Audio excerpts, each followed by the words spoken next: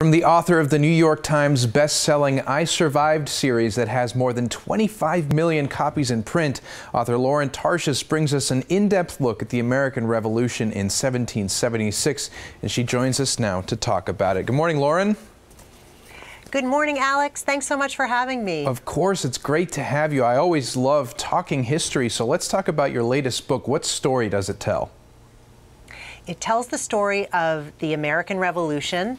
It is focused on the experience of a fictional character named Nathaniel Fox, who's 11 years old, who finds himself thrown into the biggest battle of the American Revolution, which is one that I had never heard of before, the Battle of Brooklyn.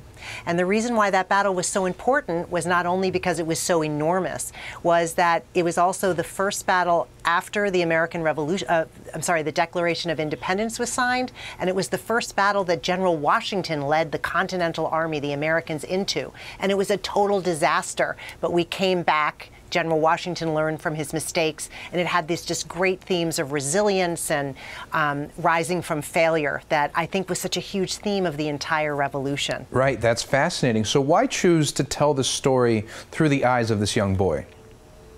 Well, that was really the idea of the series, was to take these really iconic events, these events that shaped our world in certain ways, whether it was a natural disaster, whether it was a battle, whether it was, a terrorist attack even.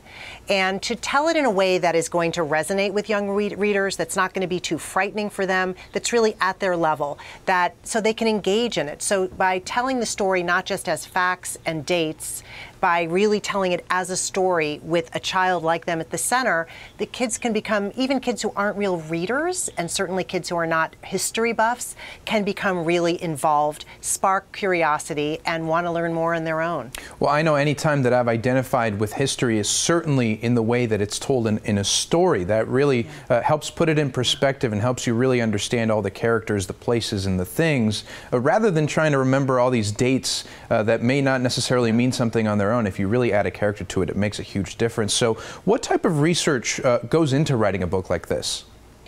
Well, a shocking amount, even though there are these little paperback books that, are not overwhelming to kids. I do an enormous amount of research. For the American Revolution book, I read 32 books. I traveled to battlefields up and down the East Coast. I interviewed historians, studied maps, studied artifacts. And then after all the research was done, I had to create the character of Nathaniel Fox, my character, and his world. So, it's always amusing to me to look around my office and see, stacks of books and paper and maps on the walls. It looks as though I'm like a college historian, but I'm writing these books for kids, and that's what it takes. You have to do all this research and then boil it down so it's accessible to them. Well, it's jam-packed, clearly, with a lot of research, a lot of history. What does this book really do for education? This book takes this event, this critical event in our history, and makes it so that kids can really understand why this war, why the revolution happened. What were the principles that inspired people? Why is it still relevant to us today? And that's really the goal, is to open up this event in a way that kids can truly connect with and understand. And what's exciting now is that not only do we have the book, but we created something called a virtual field trip beyond the battlefield, which is a video which is on the Scholastic website beginning today, that takes kids behind the scenes of the Museum of the American Revolution in Philadelphia, and I'm the host of it. So the idea is that kids can read the book, or they can watch this virtual field trip before reading the book, really immerse themselves more in the stories of the revolution. That's great. Well, keep them coming. You're making little historians all over the country, and that's really going to make an impact on the future as a whole for the country, I think. So, Lauren Tarshis, congratulations on all your books and all your success, and thanks for joining us today. Thank you, Alex. Great to be here. Thank you. And now stay right where you are. The Morning Blend will be right back.